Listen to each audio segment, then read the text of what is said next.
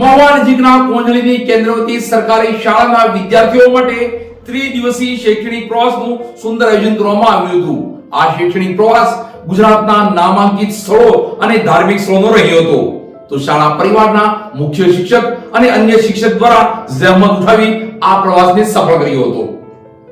સરકારી શાળા શ્રી કોંજળી કેન્દ્રવતી શાળા દ્વારા ગત ડિસેમ્બર મહિનામાં તારીખ 27, 28 અને 29 એમ 3 દિવસ શૈક્ષણિક પ્રવાસનું આયોજન ધોરણ 6 થી 8 ના વિદ્યાર્થીઓને શાળાના મુખ્ય શિક્ષક શ્રી શિરીષભાઈ વરિયા દ્વારા કરવામાં આવ્યું હતું।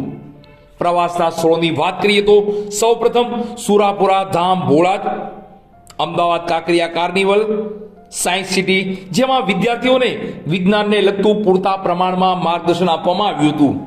સાબરમતી આશ્રમ, જેમાં ગાંધીજીએ વિતાવેલી ક્ષણોને તાજી કરી હતી। અક્ષરધામ મંદિર ગાંધીનગરમાં વિદ્યાર્થીઓને પ્રદર્શન બતાવવામાં આવ્યું હતું।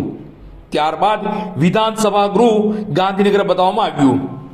ગાંધીનગરમાં આવેલી અન્નપૂર્ણા વિલેજ હેરિટેજ કે જે કોંજળીના શિક્ષક પારસભાઈના મામા ધવલભાઈ દવીની છે, જ્યાં વિદ્યાર્થીઓને સરસ મજાનું મનોરંજન, કઠપુતળીના ખેલ, મદારી, શહીદોના સ્મારક બતાવવામાં આવ્યા અને સાંજનું ભોજન ખૂબ જ સરસ કરવામાં આવ્યું હતું।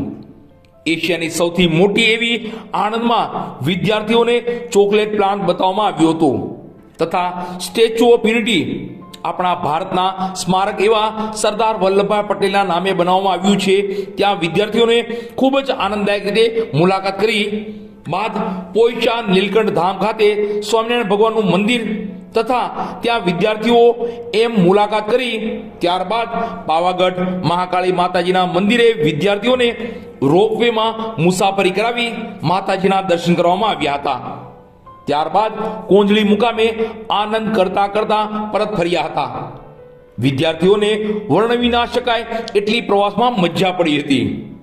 આ સમગ્ર પ્રવાસ દરમિયાન શાળાના મુખ્ય શિક્ષક શ્રી શિરીષભાઈ વરિયા, રાજ્યગુરુ પારસભાઈ, શોભાસણા વિમલભાઈ, જોશી જાગૃતિબેન, આ બધા શિક્ષકોએ ભારે જહેમત ઉઠાવી સમગ્ર પ્રવાસને ખૂબ જ સફળ બનાવ્યો હતો।